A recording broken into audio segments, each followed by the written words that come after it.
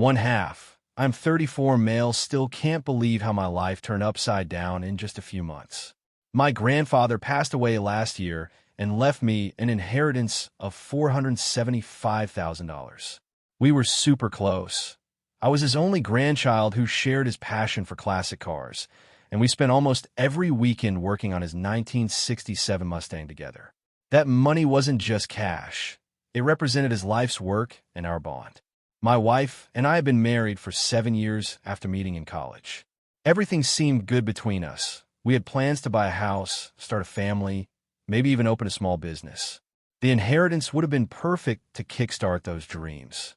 Then one night, she came to me, crying, holding what looked like medical documents. "The doctors found something," she told me, her voice shaking. "They need to run specialized tests. Our insurance won't cover them." She looked terrified as she explained, "I didn't want to worry you, but they're saying it could be serious." My heart sank. Nothing else mattered at that moment, except her health. "How much do you need?" I asked. "Around $200,000, she replied, wiping her tears. "The treatments might be experimental. I'm so scared. I need this money for medical bills," she sobbed, gripping my hand. "Please trust me. I wouldn't ask if it wasn't important." Without hesitation, I transferred the money to our joint account the next day. She thanked me over and over, promising to keep me updated on appointments and test results. I offered to go with her, but she insisted on handling it herself. "You've already done so much.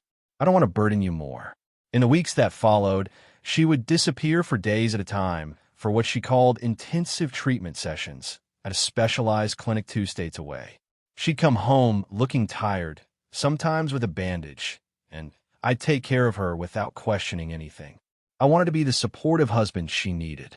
Then I found something weird while cleaning our home office, a receipt that had fallen behind a desk.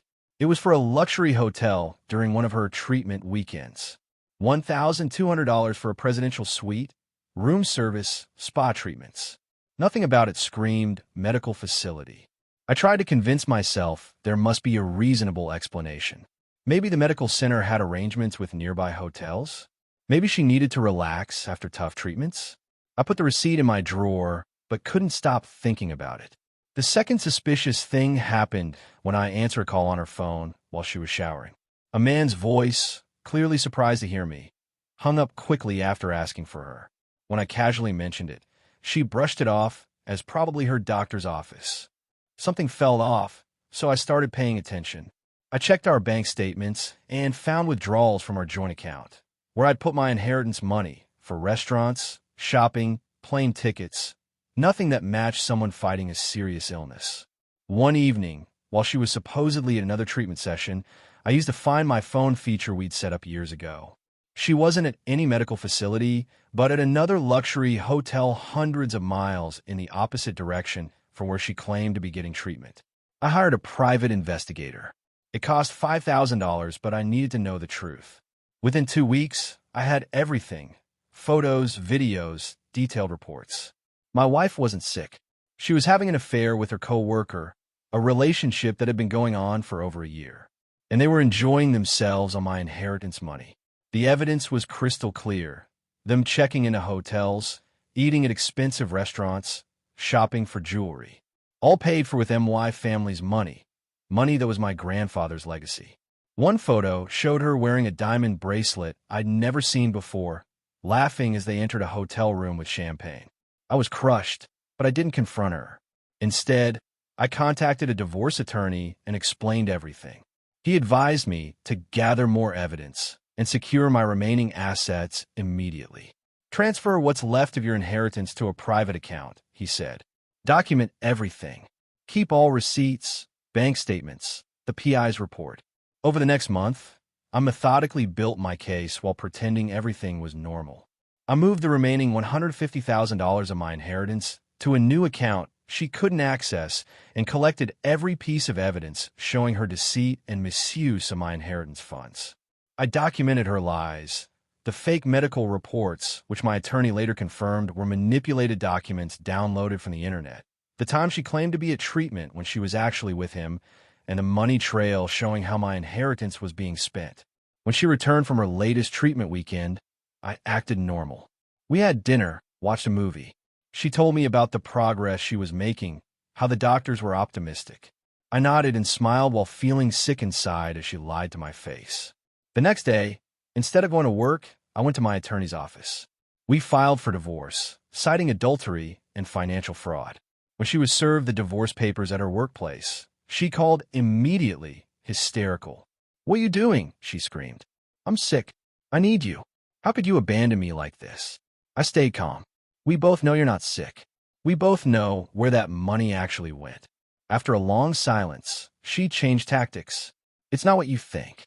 Yes, I've been seeing someone, but the medical issues are real. I needed both, the treatments and something to make me feel alive again. You've been so distant." I hung up. The blame shifting was exactly what my attorney warned me about. The next 3 months were chaos. She told our friends and family I was abandoning her during a health crisis. She tried to empty our remaining joint accounts. Thankfully, I'd already moved most funds. She even showed up at my workplace, causing a scene and claiming I was mentally unstable. Her most desperate move was filing for emergency spousal support, claiming she needed it for ongoing medical treatments. She submitted the same fake medical documents to the court that she'd shown me. This was her biggest mistake. My attorney had already consulted with medical experts who confirmed the documents were forgeries. We had statements from the hospitals she claimed to visit confirming she had never been a patient there. We had the PI's reports showing where she actually was on those dates.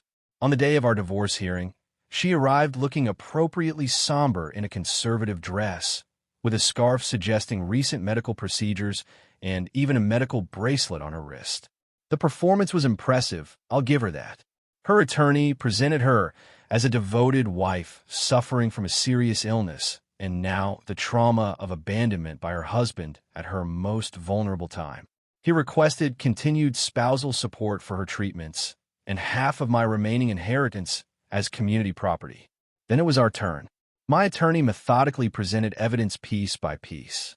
First, statements from the medical centers confirming she had never been a patient. Then, the forensic analysis of the forged medical documents she'd presented to me and the court. As the evidence mounted, her face grew increasingly pale.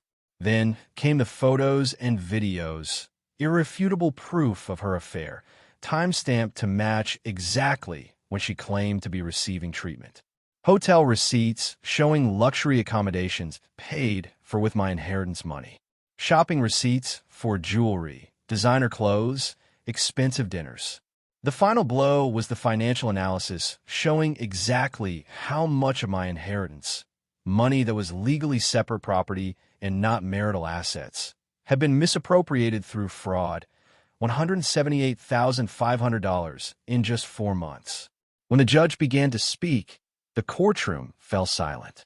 In my 30 years on the bench, the judge said firmly, "I have rarely seen such a calculated case of fraud and perjury. You have not only committed financial fraud against your spouse, but you have committed perjury in this court by submitting falsified medical documents. This is a criminal offense." My wife started swaying in her seat. "I am ruling that the entirety of the remaining inheritance stays with the plaintiff as separate property. Furthermore, the defendant will be required to repay the amount of $178,500 that was obtained through fraud with interest. I am also referring this case to the district attorney's office for potential criminal charges related to perjury and fraud." That's when it happened. My wife's eyes rolled back as she collapsed in the courtroom. Her attorney rushed to her side as others called for medical assistance. Real medical assistance, ironically. I felt nothing as I watched. No satisfaction, no vindication, no anger. Just emptiness. I looked at the woman I had loved, now being attended to by paramedics, and realized I didn't know her at all. As they carried her out on a stretcher, I gathered my documents, nodded to my attorney, and walked away without looking back. The aftermath was predictably messy. My wife recovered from what was diagnosed as a panic attack, only to face the consequences of her actions. The judge's referral resulted in charges for perjury and fraud. She accepted a plea deal that included probation, community service, and restitution payments to me. Some friends believed her story despite the evidence. Others were shocked by what she'd done. Family members who had criticized me for abandoning a sick wife apologized when the truth came out.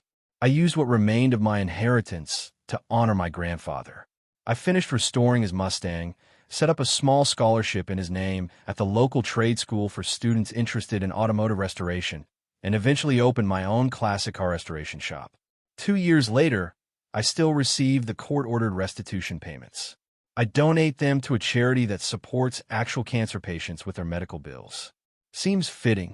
Sometimes I wonder what would have happened if I had confronted her at the first sign something was off, if I had insisted on going to a doctor's appointment with her, if I hadn't been so trusting.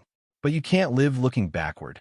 My grandfather used to say that a man's character shows up not when things are easy, but when they're hard.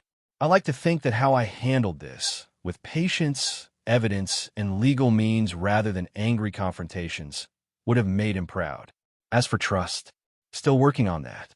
But I've learned that while trust is valuable, verification is essential.